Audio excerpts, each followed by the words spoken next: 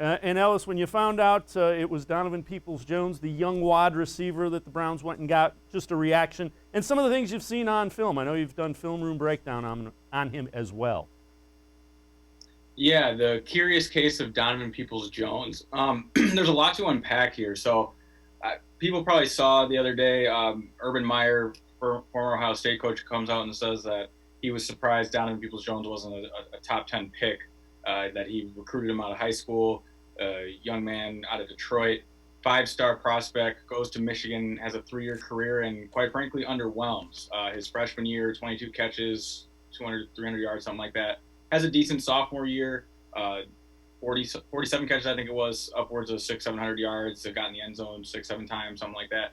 Then his junior year, he falls off a little bit and has like a season in between that freshman and sophomore season. Of course, you would have liked him to see the jump. So when the Browns make that pick, I'm hearing what Urban Meyer's saying. I remember reading about him, and Pro Football Focus didn't have him ranked as a wide receiver, but have him as a 5th-round pick. He goes in the 6th round, and really the book on him is someone who hasn't lived up to expectations. I talked to MLive's Aaron McMahon the other day to unpack that a little more, like what went wrong. Like, I don't want to just hear he didn't live up to expectations. Let's figure out why. And sounds like there's a lot of blame to go around. Michigan's offense, as many in Ohio, Cleveland area know, has not been able to live up to the hype. With Harbaugh there, it just hasn't been the passing offense that they thought it could be, so they reinvented a few times while Peoples-Jones is there. And he sort of got phased out of the offense. Now, it didn't help from Aaron telling me that Peoples-Jones sometimes would get disgruntled and disappointed in his performance and kind of just disappear from games. That's common for a young kid. I don't think that's something we should judge him for at the next level. But on paper, and when you look at him, he's a specimen. 6'2", 212, runs 4.4 40, had the highest vertical in the draft. So with 44 and a half inches, I got to share that. I mean, he just jumps out of the gym, and we're playing on a football field. He's going to go up and climb these cornerbacks for balls. So, again, a lot to unpack with Peoples-Jones. And it's going to come down to him getting a fast start in the league, because he's got to knock this and curb this trend he's on of underperforming. And when training camp gets going, he's going to have to get out to a good start. But if he does, I believe he can compete for that number 3 receiver spot. The other thing you have to like about it, a guy that big, if you put him in the slot, he's going to be a pretty good blocker. I mean, he has the size, and that was one of the things that you saw about his scouting report. He can be an effective blocker out of the slot. Yeah, I think there's a lot of truth there. Someone with his size also is going to have the opportunity to make a name for themselves on special teams. When we look at him as a special teams player, of course, the return skills come up. He was an all Big Ten third-team return man last year, and he's like 700 yards in his career, 5 touchdowns.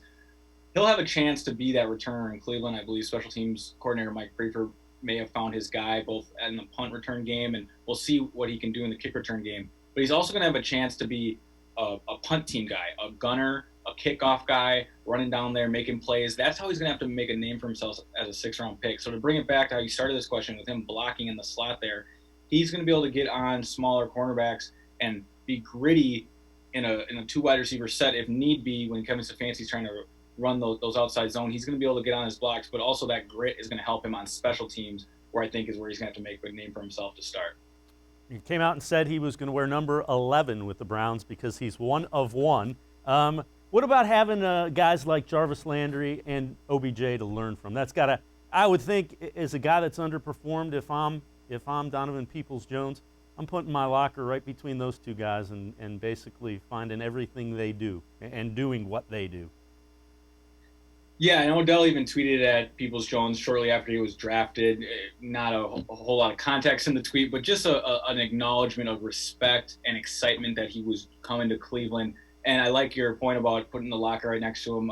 That always makes a lot of sense. And who knows where his locker will be in the facility, but just being on their hip is something I assume he'll be able to do and do often. He's learning from 2 of the better route runners when they choose to be in the game, but quite frankly, 2 of the most professional receivers in the NFL. Say what you want to about the hype of the Browns last year and the celebrity that Odell Beckham Jr. brings wherever he goes. These 2 are pure professionals. They play through the pain. They work day in and day out about their craft, catching the football, getting open.